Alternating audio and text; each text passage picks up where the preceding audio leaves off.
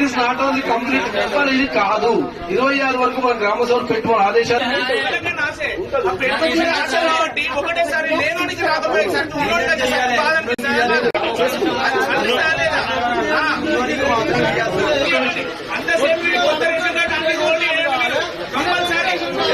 ఎవరికైతే రేషన్ కార్డులు అయినా కానీ ఏదైనా కానీ ఇండ్లైనా కానీ ప్రతి ఒక్కరికి ఇదే సార్ కంపల్సరీ ఇదే జరగాలి. ఐడెంటిటీ వేసినాకనే ఏదైనా కానీ ఏదో ప్రతి ఒక్కరు ఏదో చెందేటట్టు రెడీ చేయండి సార్.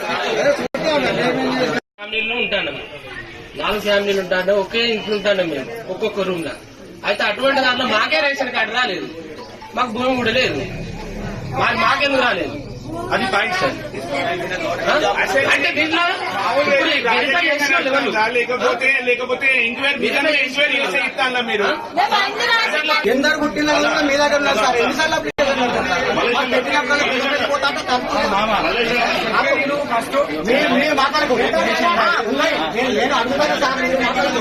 మేము పోయినప్పుడల్లా పెద్ద పైన పోతే 200 ఖర్చు అవుతున్నాయి.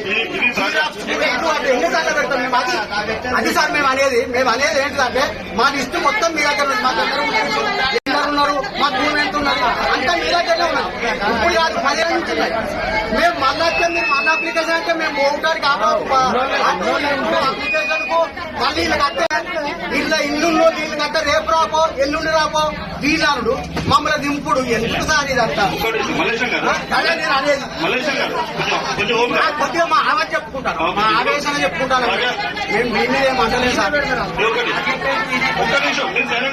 నేను రేషన్ కార్డు అప్లై చేసుకున్నాను, ఇందిరా మిల్లు కోసం కూడా అప్లై చేసుకున్నాను. ఇప్పుడు 65 మంది లిస్ట్ అవుట్ అయిందని చెప్పింది. ఈ 65 మంది లిస్టు ఎట్లా ఎంక్వైరీ చేసింది మీరు? ఈ 65 లిస్టు బేసిక్ ఏంటి, ఆధారం ఏంటి?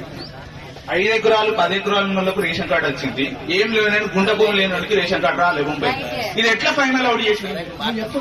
ఎట్లా చేసిండ్రు? ఎవరింటికి పోయిండ్రు? ఎవరితో ఎంక్వైరీ చేసిండ్రు? ఈ బొంబాయి గ్రామ పంచాయతీ అయిందా ఫైనల్ అవుట్? లేకపోతే మీరు పెద్దపిల్ల చేసిందా? లేకపోతే అక్కడ మన హైదరాబాద్ లో చేసిందా? ఎక్కడ చేసింది దీని ఫైనల్ అవుట్?